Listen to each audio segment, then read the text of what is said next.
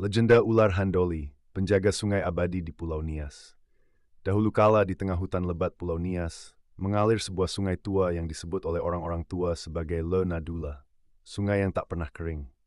Konon, sungai ini dijaga oleh makhluk purba bernama ular Handoli, seekor ular bersayap sebesar batang pohon durian, dengan sisik mengilap seperti batu giok basah dan mata hitam besar seperti kegelapan. Handoli bukanlah ular biasa. Ia telah hidup sejak zaman batu, ketika langit masih dekat dengan bumi, dan para leluhur masih berbicara dengan roh hutan. Dikatakan, ia lahir dari percampuran roh sungai dan kilat pertama yang menyambar bumi Nias.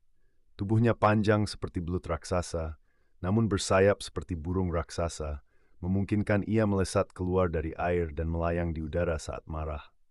Warga desa Orahua yang tinggal di dekat sungai selalu memberi persembahan setiap. Handoli bukanlah ular biasa. Ia telah hidup sejak zaman batu, ketika langit masih dekat dengan bumi, dan para leluhur masih berbicara dengan roh hutan. Dikatakan, ia lahir dari percampuran roh sungai dan kilat pertama yang menyambar bumi Nias. Tubuhnya panjang seperti belut raksasa, namun bersayap seperti burung raksasa, memungkinkan ia melesat keluar dari air dan melayang di udara saat marah. Warga desa Orahua yang tinggal di dekat sungai selalu memberi persembahan setiap awal bulan. Ayam hitam, beras merah, dan tuak pahit. Mereka tahu, jika Handoli tak diberi makan, ia akan mencarinya sendiri dan korbannya adalah manusia. Tak terhitung sudah berapa orang hilang di tepi sungai pemancing, anak-anak, bahkan prajurit. Jangan mandi saat senja, kata orang tua.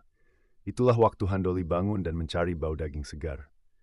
Tapi suatu hari, seorang pemuda bernama Lazar enang melatih roast. Ia adalah keturunan pendeta tua yang konon pernah mengikat Handoli dengan mantra batu.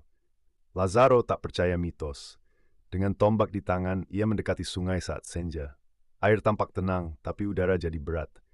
Tiba-tiba, permukaan sungai terbelah, dan dari kedalaman muncul kepala Handoli, raksasa dan mengerikan, dengan suara desisan yang menggema ke seluruh lembah.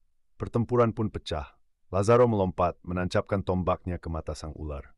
Tapi senjata manusia tak melukai kulit Handoli. Sayap besar mengepak, dan sungai berputar seperti pusaran maut. Lazaro ditelan hidup-hidup. Sejak saat itu, tak ada lagi yang berani mendekat ke Le Nadula saat senja. Hanya sesekali terdengar suara angin menderu di atas air dan bayangan bersayap melintas cepat di antara kabut. Handoli, sang penjaga abadi, masih lapar.